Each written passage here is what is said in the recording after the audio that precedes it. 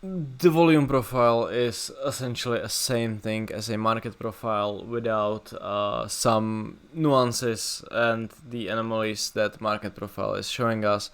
The volume profile is more of a simplified version of it.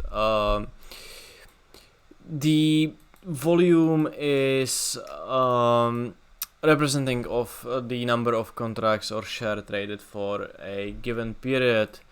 In futures and options, volume is based upon how many contracts were traded. The volumes can be plotted on y-axis and x-axis as well. I have a whole video about the volume, but this is just a simple explanation. So this is how the volume profile looks.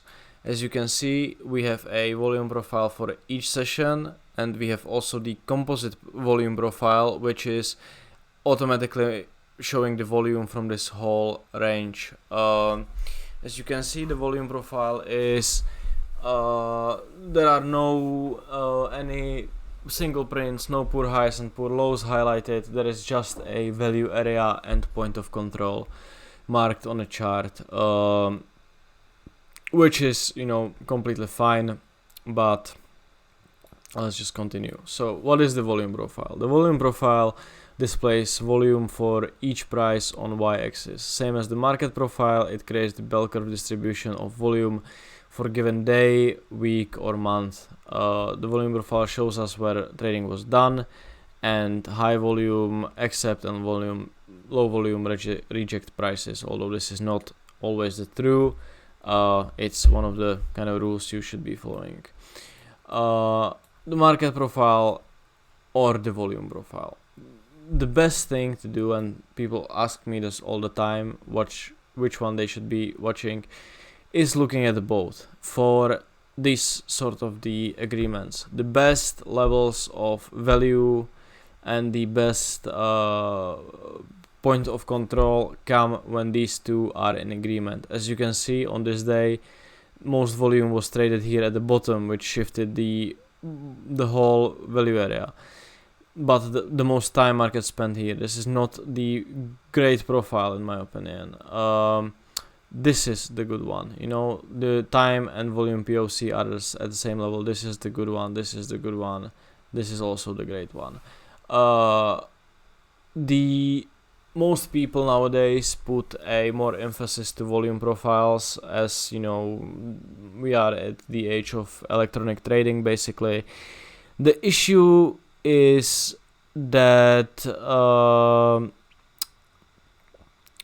one huge order can skew the whole profile. Okay, so for example, if market would just kind of spend on this day, let's say market is spending the whole day here, this is where your value is, where your main distribution is, but then when it trades to the upside, which whatever it did there, someone would just open some massive position in this market, and the position would be so huge that it would move the point of control to the upside.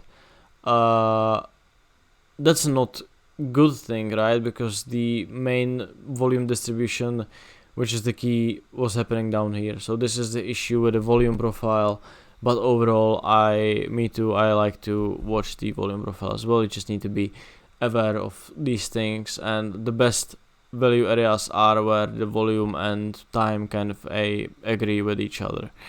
The precision is not too important. Anyway, this is just a map for your trading rather than using entries and exits. What I didn't cover in the market profile video, and what is overall not really covered here, that besides a daily profiles, you can use a fixed profiles for whole weeks or whole months, quarters, years, and so on and so forth. I don't do this. I never found any significant importance in that. What I much rather prefer to do is building composite market profiles when the overlapping days are relevant, and also looking at this composite profile, which I will cover in a bit, for more levels. Okay, so this is just a thing that you will often see people using weekly profiles or monthly profiles. It's possibility. I just don't do that.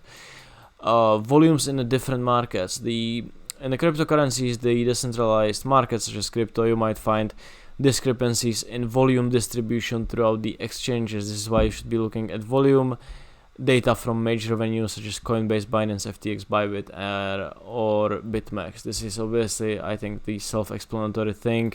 If you will, I don't want to put any exchange to a blast, but obviously if you would load some on, for example, on TradingView, there are a lot of exchanges for crypto. If you would use some dead exchange where no one is trading, your volume profile wouldn't be look any good. So stick to these major exchanges. When it comes to actual volumes, the most volume is traded on Coinbase, Binance, but any of these things you will find that are very similar. Once again, the profiles are not standalone systems, that are tools of Confluence, so you are good to go with any of these. In futures, the centralized market, for any market of your choice, watch the corresponding exchange, CME, Eurex, NYMEX, etc. If you are trading CFDs, make sure to watch futures data. This is once again important thing. Let's say you decide to trade gold, and for gold is expensive futures contract to trade, and I don't like micro gold because it's too thin. So gold is one of those markets when it makes kind of sense to trade CFD rather than trade micros if you don't have money for it. You still want to be watching the COMEX gold chart, okay? That's a better representation of volume instead of looking at CFD at Oanda or FXCM or whatever. The Forex OTC market doesn't provide volume data on spot Forex markets. Platforms such as TradingView show tick-to-tick data, which can be viable but not completely accurate. Looking at CME for currency futures data can give more precision. Overall, this is true. Although tick-to-tick data is fine, it's nothing too insane. That's if you think about it, that's more of a kind of a market profile basically for Forex. But I look at currency futures. For TradingView, the data feed for CME costs like $3 per month, so it's really a just something you'll just buy and use it. You can then look at the S&P 500 and Nasdaq and everything else. The stocks, the centralized markets, volume data are accurate. It's just you can use completely find the volume profiles in stocks. Volume profile levels, the value area high and value area low marks out the 68.2 of the whole distribution. We can use the auction market rules presented in the previous video for trading around these levels. Market inside the value are rotational, outside of value they seek another level for acceptance. The point of control, the price point with the most executed volume, the naked point of control from prior sessions is a great magnet for price. Point of control is also marked on composite profiles, which I will show you in a bit. High volume node is not marked on a day-to-day profiles but on a composite structures. It is the high volume nodes accept prices once market accept inside high volume node, it often slows down as high volumes were executed there in the past. The low volume node is the void in volumes. The market often travel fast through out the LVNs until they are met with areas of prior high traded volumes. So this is the composite profile. You can see the levels here are marked out.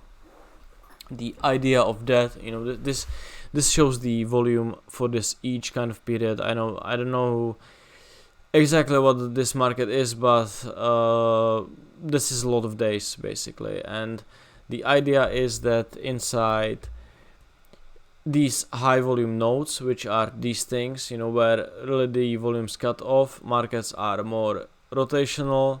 Once they leave the high volume nodes, they go throughout these LVNs very quickly, which you can see with these kind of a V-shape reversals and overall fast moves. And then once again, when they accept inside these high volume nodes, they are more rotational, which you can see these are the edges here with the points of control there. You have a then kind of point of control there. So this is the overall idea of the things, which is once again great, but what I found out is that if you put a little bit more work into marking these levels, you will get much better success. When you are marking these levels, I use these colored lines, orange for POCs, green for bottom of the high volume nodes, and red for the top of the high volume nodes. I always connect them with a price action. I will show you this later on, but just slapping the line here without taking any price action into consideration is a little bit of a lazy approach.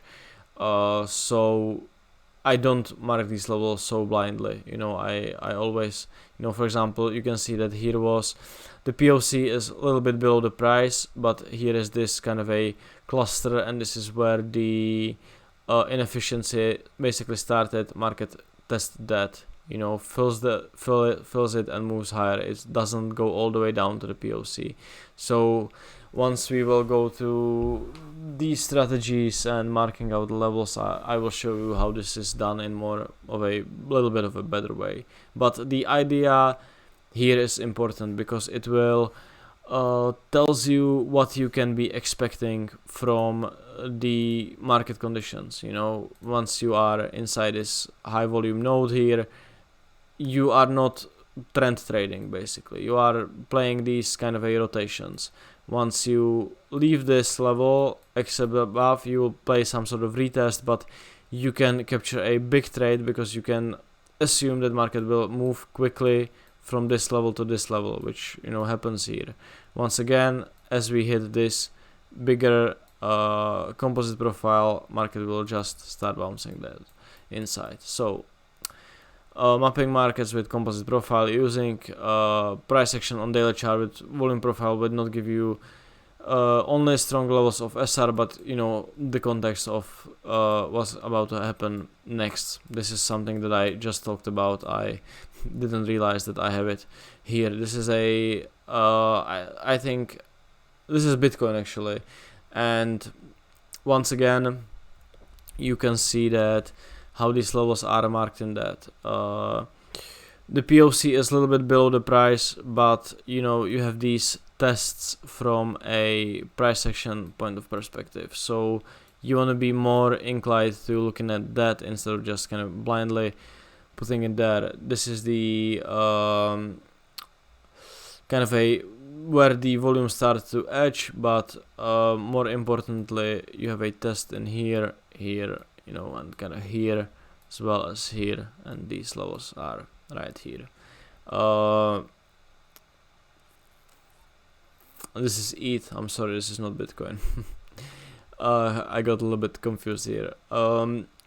Edge of the high volume node once again was a level of SR in the prior occasions, so I don't really care if I'm hitting it exactly here, but I want to see where market reacted to that in the past. POC is here. I am putting it inside this swing high on a daily because that's a more important thing to me. All these tests. Then go here and here. Realistically, this volume is edging somewhere around these areas, but this is a clean level of resistance and support from the past. So once again, no brainer. Edge of the volume, this is sitting pretty nicely with these lows right here and these highs right here, so this is pretty accurate. The edge of the high volume node is more likely here, but we have this clean double top on a daily, so once again I'm moving the level there. There is the small high volume node here. This actually sits pretty nicely with these levels right here. You can say that there is a POC here, but there is this small kind of a cluster, but I would, if market goes all the way up here, I would just watch for a failure at the level, so I'm not marking that. Okay, so this is how I looking at these things. The composite profile just kind of gives me overall idea of what I can expect. Once again, we before this level was marked, we might have been inside this node. Once again, we swiftly moved throughout the LVN. We swiftly move throughout the LVN here. But when it comes to marking out the levels, you want to use a relevance of price action basically. Okay, so this is it for the volume profile. Once again, it's nothing too complicated, and we will slowly start to connecting things together after we cover the volumes by themselves.